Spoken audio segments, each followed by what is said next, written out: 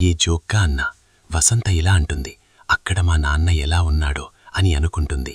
అవునునే, నేను కూడా చాలా రోజులవుతుంది మన ఊరు రాక.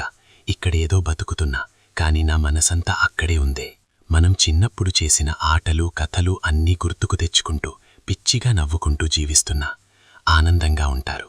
ఆ టైంలో ఇంటి బయట నుండి ఒక వాయిస్ వస్తుంది. ఇద్దరూ కంగారుగా మెల్లమెల్లగా అడుగులు వేసుకుంటూ బయటకు వెళ్తారు.